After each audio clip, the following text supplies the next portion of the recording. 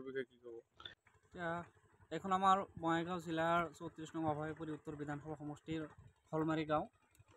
যেতিয়াৰ পৰা আমাৰ উত্তৰ অভয়পুৰী সমষ্টিখনৰ সৃষ্টি হৈছে তেতিয়াৰ পৰাই এই অঞ্চলৰ ৰাইজে এনেকুৱা এক সমস্যাৰ সন্মুখীন হৈ আহিছে, যি সমস্যাৰ মুখেৰে আমি আচলতে বৰ্ণনা কৰিব নোৱাৰি। এক বৰ্ণনাতীত সমস্যাৰ সন্মুখীন হ'বলগীয়া হৈছে হলমাৰীবাসী ৰাইজ। কাৰণ স্বাধীনতাৰ পিছৰে পৰাই আজি ৭৬ বছৰ পাৰ হৈ যোৱাৰ পিছতে আজিৰ ৰাইজৰ যে য'ত এনেকুৱা ধৰণে পাৰাপাৰ হ'বলগীয়া হৈছে, জীৱনটো হাতৰ মুঠিত লৈ বিপদসংকুলভাৱে পাৰাপাৰ হ'বলগীয়া হৈছে। এটা দুৰ্ভাগ্যজনক কথা আমাৰ কাৰণে যে যি সময়ত দেশ বিদেশৰ মানুহে বা আন ৰাষ্ট্ৰৰ মানুহে চন্দ্ৰলৈ যোৱাৰ কাৰণে পৰিকল্পনা কৰিছে বা চন্দ্ৰলৈ যোৱাৰ ৰাস্তা তৈয়াৰ কৰিছে, আৰু সেই সময়ত আমাৰ এই হলমাৰী গাঁৱৰ ৰাইজ তথা এই হলমাৰী গাঁৱৰ কণ ছাত্ৰ ছাত্ৰীসকল, এই হলমাৰী গাঁৱৰ যিসকল ব্যৱসায়ী আছে, তেওঁলোকে বজাৰলৈ বিদ্যালয়লৈ যাবৰ কাৰণে ৰাস্তা বিচাৰি পোৱা নাই। এয়াই আমাৰ বাবে এক দুৰ্ভাগ্যজনক কথা হৈছে। আৰু ইয়াৰ মূল কাৰণ হৈছে আমাৰ যিসকল জনপ্ৰতিনিধি নিৰ্বাচিত হয়, এইসকল এক প্ৰকাৰ ক'ব গ'লে যে অলপ অদূৰদৰ্শী, অযোগ্য বুলি ক'ব লাগিব। নহ'লে আজিৰ দিনতো তথা এই স্বাধীনতাৰ ৭৬ বছৰ পাৰ হৈ যোৱাৰ পিছতো যে আজিৰ দিনত এনেকুৱা দুৰ্ভাগ্যজনকভাৱে বা এনেকুৱা বিপদসংকুলভাৱে পাৰাপাৰ হ'বলগীয়া হৈছে, এয়া আমাৰ বাবে এক পৰিতাপৰ বিষয়।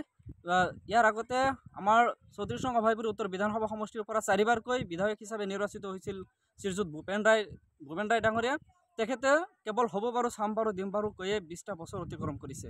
ঠিক একেধৰণে তেতিয়া তাৰপিছতে বুকু ভৰা আশা লৈ এই উত্তৰ অভয়পুৰী সমষ্টিৰ ৰাইজে বিধায়ক হিচাপে নিৰ্বাচিত কৰিছিল আব্দুল হাই নাগৰী ডাঙৰীয়াক।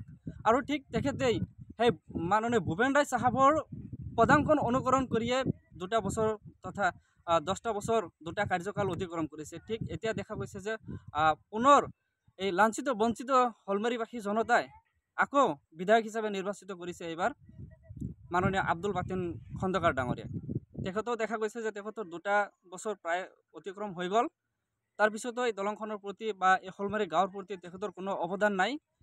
আৰু যিকেইটা দিন সন্মুখত আছে, এইকেইটা দিনত কেনেকুৱা ধৰণৰ পদক্ষেপ তেখেতে লয় হলমাৰীৰ প্ৰতি বা এই হলমাৰী দলংখনৰ বাবে, সেয়া আচলতে লক্ষণীয় বিষয় হ'ব।